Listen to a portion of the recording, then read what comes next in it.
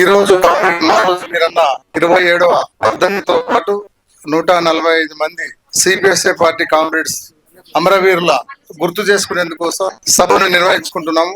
ఆ రోజు నుంచి ఈ రోజు వరకు అసువులు బాసిన విప్లవంలో అసువులు బాసినటువంటి అమరవీరులందరికీ కేంద్ర కమిటీ తరఫున లాల్ సలాం జోహార్లు అర్పిస్తున్నాం. ముఖ్యంగా రాబోతున్నటువంటి కాలం నూతన పద్ధతిలో లేదా ఏ అంశాన్ని వదలకుండా కొనసాగించే నూతన తరహా విప్లవోద్యమాన్ని నిర్మించాల్సినటువంటి బాధ్యత ఈ దేశ ప్రజలపై ఉంది.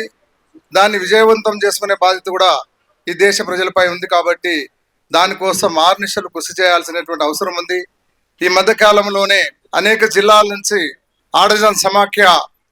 ఆడజన రాజ్యాధికార సమాఖ్యగా నిర్మాణం అవుతున్నటువంటి మహిళా కామ్రేడ్స్ అందరికి కూడా విప్లవ అభివందనాలు తెలియజేస్తున్నా.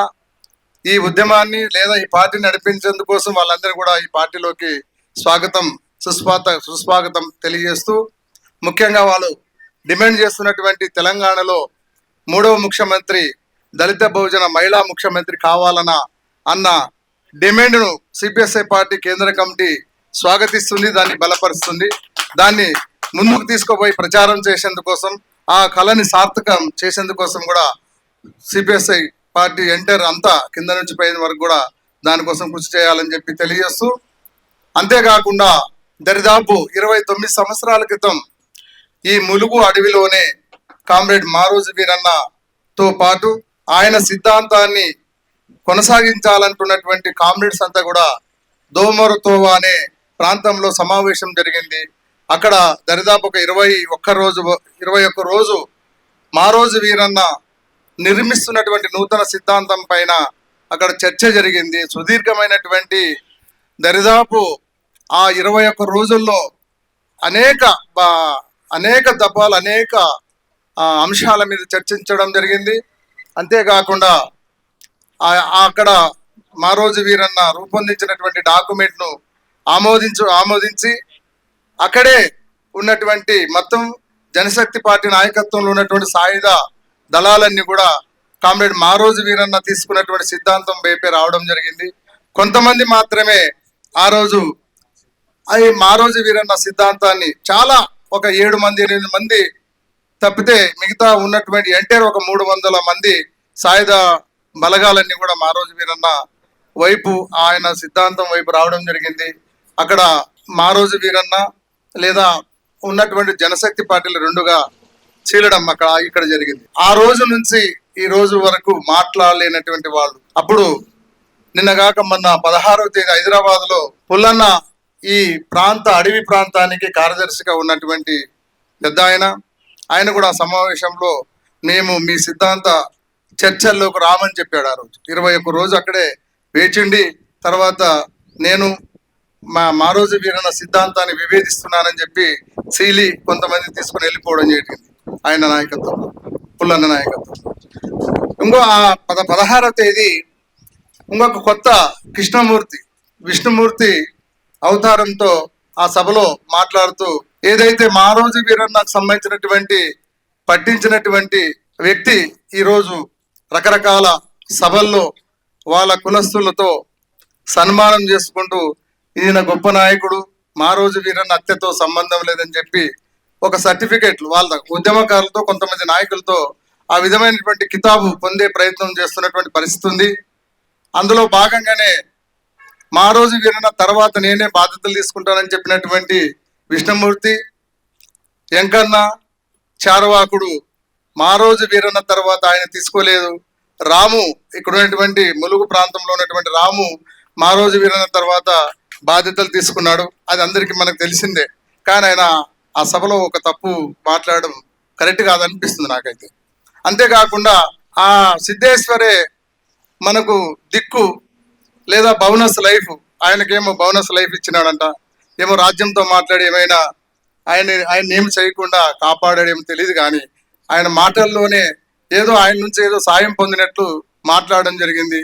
ఆయన వీరన్న హత్యకు సంబంధించినటువంటి దాంట్లో ఆ రాష్ట్ర కమిటీ ఏం తీర్మానం చేయలేదని చెప్పి ఈ రోజు దరిదాపు 27 సంవత్సరాల తర్వాత ఆయన చెప్పడం జరుగుతుంది. తదనంతరం ఆయన రాష్ట్ర కార్యదర్శిగా ఉన్నప్పుడు మాకు కానీ లేదా మిగతా రాష్ట్ర నాయకులకు కానీ ఎవరికి కానీ ఏమీ చెప్పలేనటువంటి మనిషి ఈరోజు సిద్ధేశ్వర్ పెట్టినటువంటి సభలో, అది కాఫీ సభగా మేము అభివర్ణిస్తున్నాం. ఎందుకోసం అంటే మేము చాలా కాలం నుంచి మావాడలో మహారాజ్యం కార్యక్రమాన్ని చేస్తుంటే ఆయన అడపా దడప అది చేస్తూ ఇప్పుడు ఒక కూటమిగా ఏర్పడి ఏదో మా రోజు వీరన్న రాజకీయాలు నడుపుతున్నారని చెప్పి ఒక కితాబు ఇచ్చుకోవడం అనేది సరైనటువంటి పద్ధతి కాదు.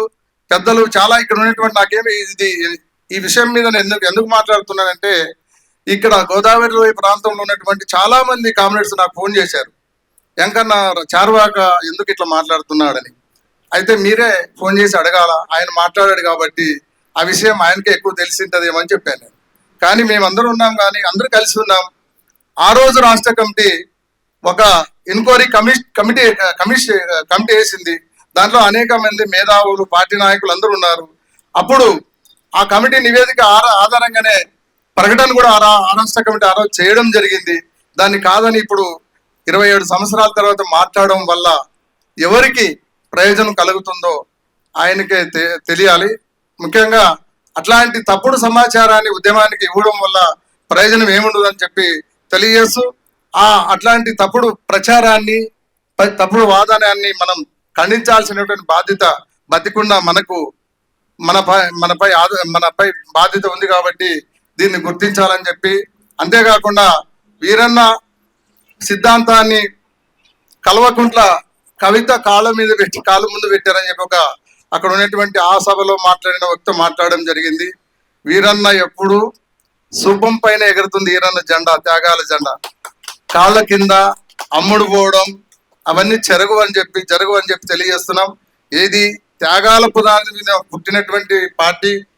బహుశా నేను ఈ సందర్భంగా చైనా కమ్యూనిస్ట్ పార్టీలో బంబార్ద్ హెడ్ క్వార్టర్ ని దెబ్బ కొట్టినటువంటి వాళ్ళంతా కూడా చాలా చిన్న వయసు వాళ్ళు.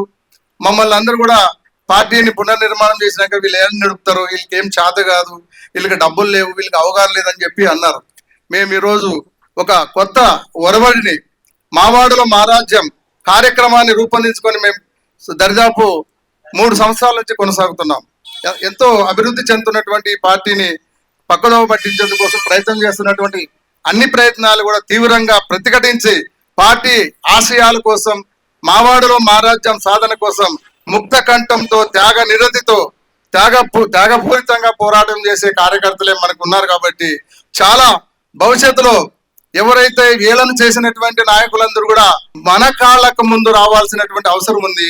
వాళ్ళు మన దగ్గర కలిసిపోవాల్సినటువంటి అవసరం ఉంటుందని చెప్పి తెలియజేస్తున్నాను. అంతేకాకుండా కొన్ని ఆర్థిక పరమైన ఇబ్బందులు ఇవి అన్ని అధిగమిస్తాం మేము, సైద్ధాంతిక పరంగా, రాజకీయంగా, లేదా భవిష్యత్తులో మేము కవితతో కలువకు ముందే తెలంగాణ రాష్ట్రంలో 9 అసెంబ్లీ స్థానానికి పోటీ చేశాం. మేము ఏమనుకుంటున్నామంటే, ప్రజాస్వామిక పద్ధతిలో మా రోజు వీరన్న సిద్ధాంతాన్ని సమాజంలో నిలబెట్టాలా, ఆ సిద్ధాంత వెలుగులో అధికారంలో ఉన్నటువంటి ప్రజలందరికీ అధికారాన్ని పంచాలనే ఉద్దేశంతోనే మేము ఈ మా రోజు వీరన్న పార్టీని మళ్ళీ నడుపుతున్నటువంటి పరిస్థితి ఉంది. కాబట్టి దానికి అందరూ కూడా ఆదరించి త్యాగపూరితంగా ఏమాత్రం అమ్ముడు పోకుండా మా రోజు వీరన్న ఆశయాల జెండా సూపం మీద ఎగురుతుంది. కానీ ఎవరికి అమ్ముడు పోయే అవకాశం ఉండదు. అవసరమైతే వదిలేస్తాం. రాజకీయంగా వాళ్ళు సామాజిక న్యాయాన్ని మేము కొనసాగిస్తామని చెప్పారు. కాబట్టి రాజకీయంగా మేము ఐక్య సంఘటన కాదు, మావాడలు మహారాజ్యాన్ని ఏ పార్టీ ఆమోదిస్తుందో ఆ పార్టీతో మేము కొనసాగుతాం. ఎందుకోసం అంటే లాభం మాకే కాబట్టి, మా ప్రజలకే కాబట్టి, ఎవరికో అమ్ముడు పోయేది కాదు కదా. మనకి అధికారం ఇస్తామంటున్నటువంటి పార్టీల వెంట పోవడం తప్పెట్లయితే చెప్పండి.